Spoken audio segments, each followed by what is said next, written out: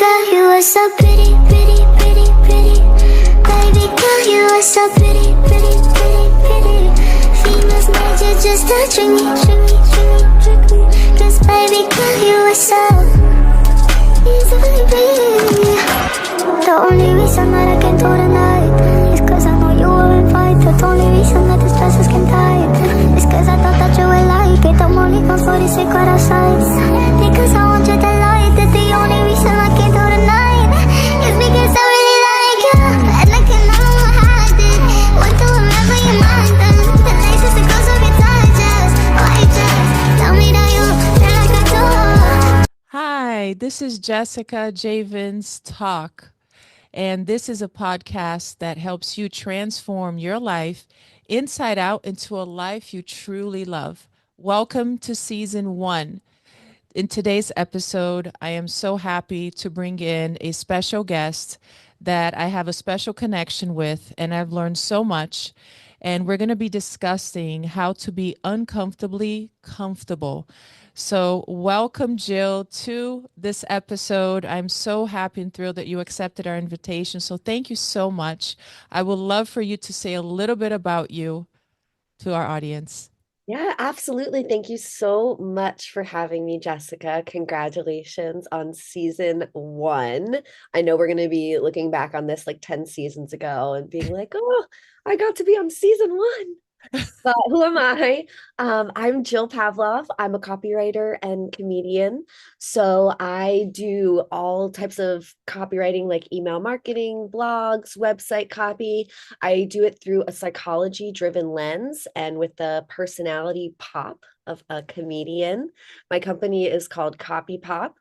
And I also take to the stage wherever and whenever I can, whether it's improv, sketch, or straight stand up. I love having a microphone in my hands.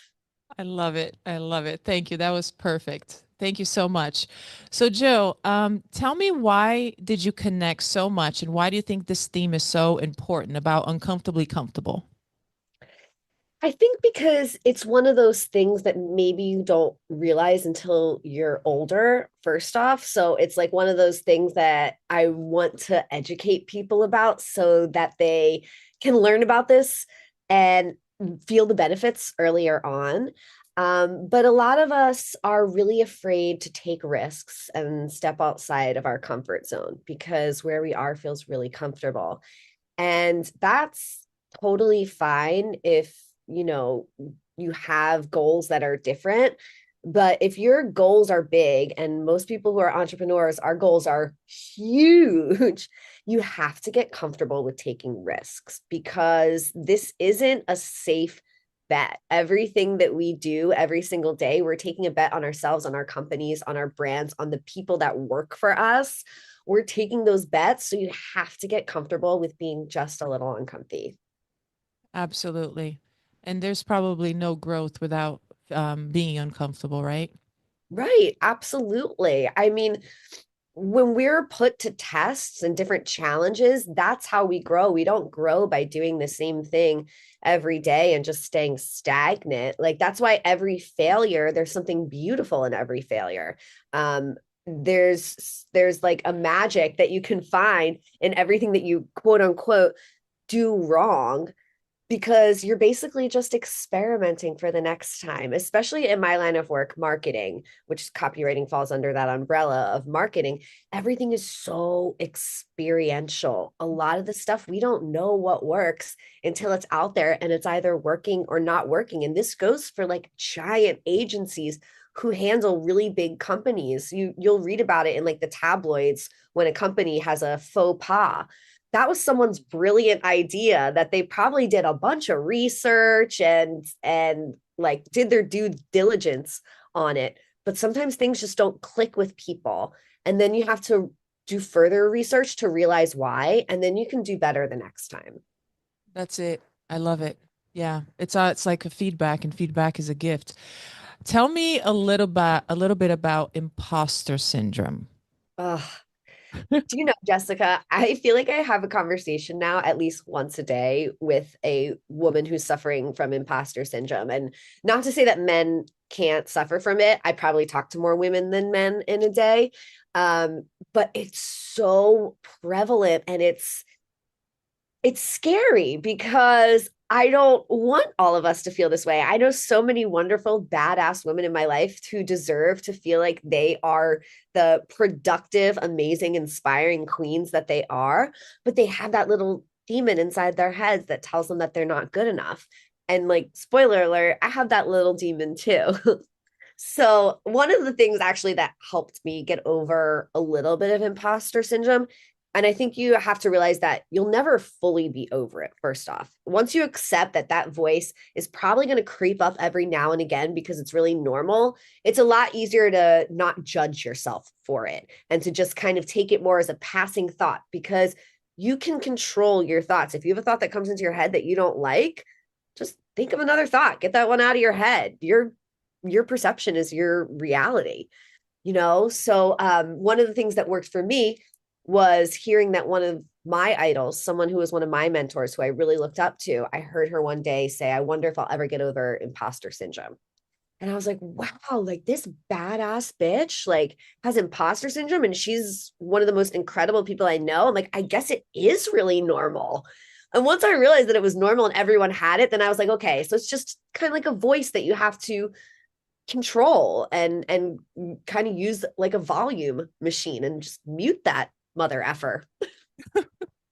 I get what you're saying, Joe. It's funny because I remember a time in my life where I needed help to realize that I was doing that to myself. I didn't realize it. So the first step for me was that I had to notice that I was noticing or paying attention to the negative and having all of this negative self-talk.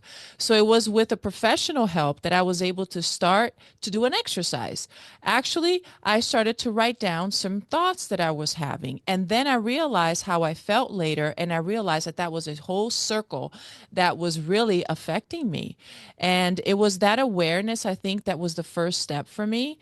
And then once you at least know that, then I could identify, hey, oops, I just had that thought.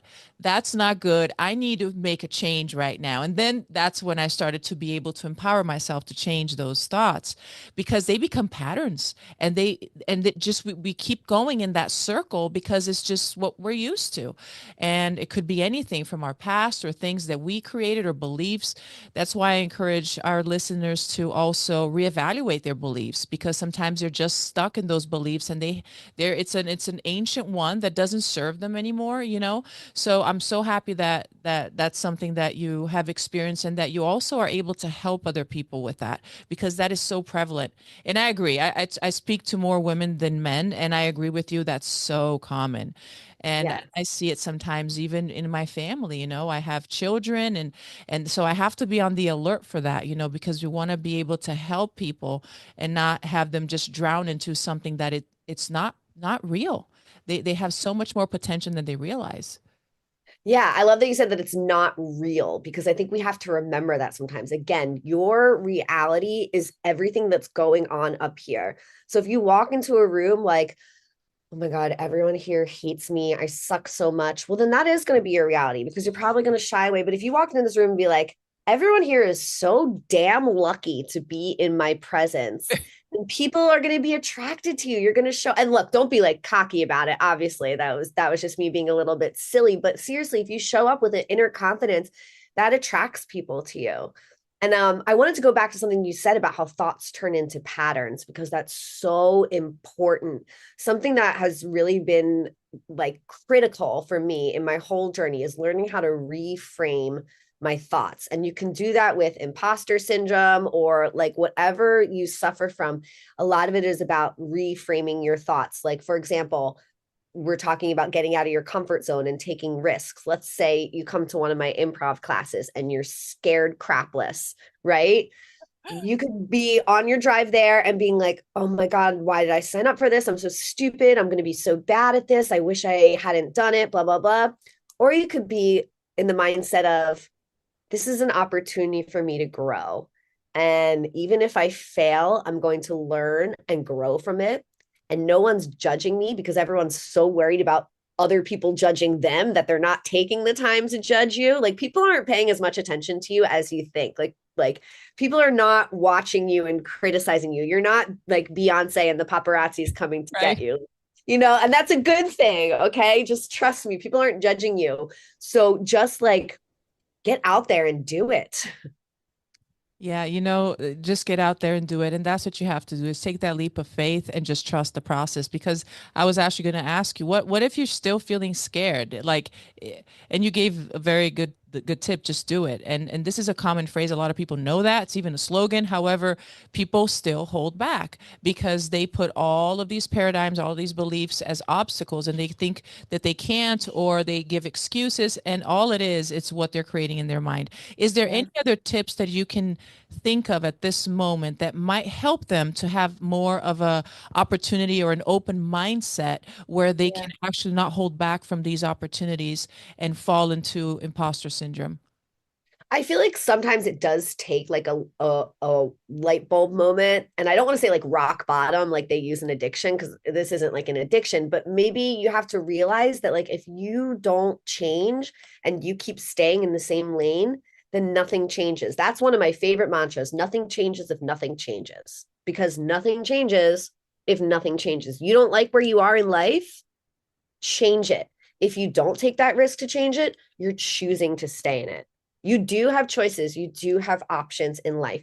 And a lot of times, to get out of uncomfortable situations, you have to make uncomfortable choices. I look at all my heroes in life, and none of them ever had a sure bet. None of them were ever going on auditions or going on pitches and being like, oh, yeah, I've got this. They had to hear so many no's before they even heard one yes. And we get so down on ourselves about the no's, and we don't realize how normal the no's are. And it's okay to hear no. Not everyone is for you. You're going to find your yes. If you are someone that believes that you have something to offer to this world, there's a reason that you have that belief. There's a reason that you have that dream. So why wouldn't you do everything in your power to make that happen, even if that means getting out of your comfort zone? I love That's that. TED I love Talk. that. No, because that's basically what everybody should be doing because that's the essence.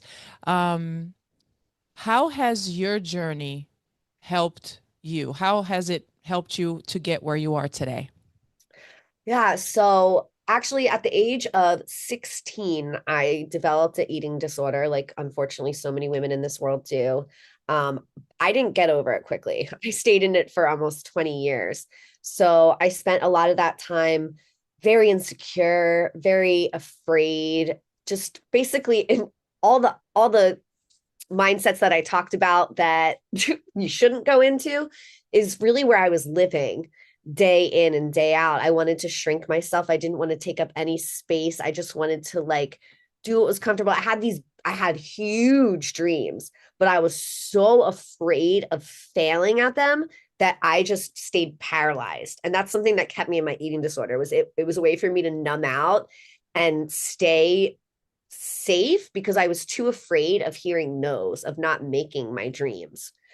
So I think that going through recovery really taught me, you said the phrase perfectly, trust the process. I don't know if I'd ever trusted a process before, to be honest. I don't think that I had the maturity level because I started my addiction so young.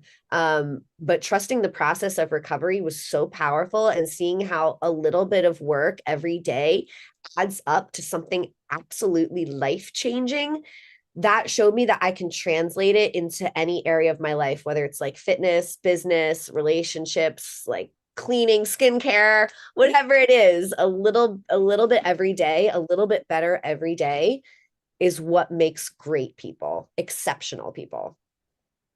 Thank you for sharing that. I can imagine it was not easy, as a lot of our listeners have different struggles that they probably have to go through. And just realizing that even though it took long, for most people's understanding, you didn't give up, and those small steps added up at the end. So you have to just have that consistency and that mindset that you're not giving up no matter what.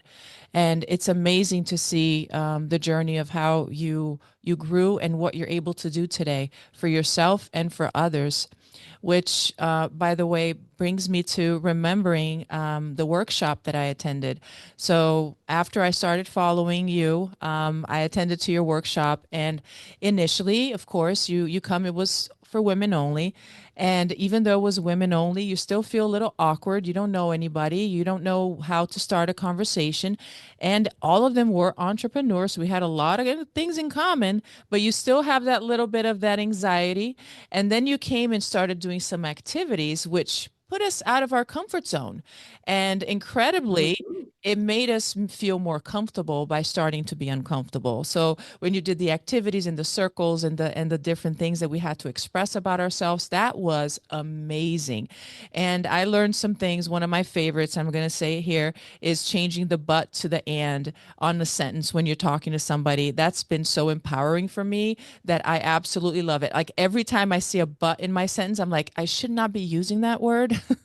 And I already know I have to change it, and it changed completely the way I say things and how my messages send out and how I feel about it. It's so powerful. Little things, little changes, added up makes a big difference. So tell me a little bit about your workshops and your course and training.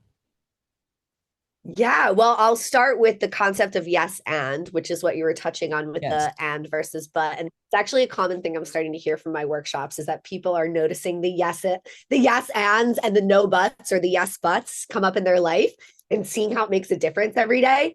Um, yes and is a classic improv game. It's like one of the first ones that you'll ever learn if you take an improv class. And it's just basically about building on other people's ideas or building on your own ideas versus saying, but like, nah, I don't, but let's not do this because, or blah, blah, blah. What would happen if you just kept saying yes and letting that idea grow? We're so quick to like shut down our own ideas, not even other people's ideas. But what if you let it marinate a bit and brainstorm on it? Like you never know what it could become. So that's one of the games we play. And the other games that we play, just like you said, really get people out of their comfort zone. But also, I try to get people to think differently. One of my signature games, Halftime, really shows people the power of being concise with your words. A lot of people put a lot of fluff and filler. And as entrepreneurs, we love to push out a ton of information about what we're doing. But the real way to capture people's attention is to actually use as few words as possible. And that makes a much more meaningful statement because our attention spans are very, very short. So it's little principles of improv that apply to business and really life too that we do within the workshop. And it is really a lot of fun to watch people get outside of their comfort zone because the best part is that everyone remembers how much fun it is to be silly. Because think about it. Now, I don't remember when I was like 1, 2, 3 years old, but I have a feeling that I wasn't thinking about being judged. I have a feeling I was just doing whatever the heck I want, rolling around on the floor, putting toys in my mouth, pulling out hair. I don't know, whatever I was doing. And as we grow up, we start to learn as others judge us, maybe to judge ourselves. And in an improv class, you're not allowed to judge other people. Like that is so against the rules. And so we get to just be so silly and get back to our like childhood selves. And it's magical. What an experience. And thank you for sharing that with the world. You're the first person that I met that uses improv to help people, to change people, to better their lives, to become their better version. And I fell in love with it. So thank you so much for taking that step and initiative. Um, the the listeners that are here today are probably hearing a lot of what you said for the first time. And I want you to perhaps leave a thought or maybe a tip of something that you want them to leave this episode with for their day or for their week that they can use, that is practical and that is very powerful. I think power comes in small changes. I think if you expect like something super powerful all at once, you're going to always end up disappointed. So, what I want to leave the audience with is to do one thing today, one small change, one different thing outside your comfort zone. I'll give you an example. For me, I'm very regimented on my schedule. Like if I were driving home from the gym, I wouldn't just randomly stop at a Dunkin' Donuts for like a little treat because that's not on my schedule. It's not on my to-do list. It's not on my planner. But every now and again, I try to challenge myself to just, and this might sound like super type A to some of you, and some of you this might ring really true, but some of you might think I'm a little bit crazy, but just trust that like this is really outside of my comfort zone to challenge myself to sometimes just veer off the path and like maybe go get a little treat. Like, oh my God, if I were to, God forbid, stop at TJ Maxx one day when I didn't plan to do it, there's a part of my brain that would go nuts. But challenge your brain with, think about how you can do something like that would put you just a little bit out of your comfort zone, just to show you that nothing really drastic happens when you do it. Nothing bad drastic happens. But over time, good drastic will happen. I love it. Thank you so much. Thank you so much. So, Jill, people want to be able to follow you, to see what you're doing. I love watching what you post on social media because it's so different. It's so out there and inspirational and courageous and beautiful and artistic. It's all of that and more. And I want people to know exactly how they can find you. What's your way of contact? Where can they go to get to you? Yes, if you want to connect with me, you can follow me on Instagram. I'm at Comedy Jill, or look me up on LinkedIn or Facebook, Jill Pavlov. Always happy to have new connections. You cannot underestimate the value of connection, especially when you're getting out of your comfort zone. That's another thing that you can do. Bring a friend with you. It makes uncomfortable things just a little bit more comfortable when you can get out of your comfort zone together. That's great. Jill has a lot of projects coming up, a lot of exciting things. So you have to follow her so you can see what she's coming up with, and things that you can't even imagine that probably were possible that can help you also. Yeah, to live the life that you love. Absolutely. Yeah, I just keep saying yes and to my own ideas. So we will be doing like a 4-part virtual improv workshop series. So stay tuned for that. That's on. Nice. Nice. Thank you for sharing that. So if you're watching this episode, please click the like button, follow me, and subscribe to the channel so you can learn much more about how you can love your life. And on this episode, we had Jill coming. Thank you so much, Jill, for coming. This show is also brought by Forever Living, which is the best aloe vera juice in the world that helped me transform my wellness. And it is produced by I Am Beast Network. This is Jessica Javens Talk, and my name is Jessica Javens. Baby girl, you are so pretty, pretty, pretty, pretty. Baby girl, you are so pretty, pretty, pretty, pretty. Females made you just to trick me, trick me, trick me, trick me. 'Cause baby girl, you are so easily pretty. The only reason that I can do tonight is 'cause I know you were invited. The only reason that this dress is skin tight is 'cause I thought that you would like it. I'm only come for the secret outside. Because I want you to lie that the only reason I can do tonight is because I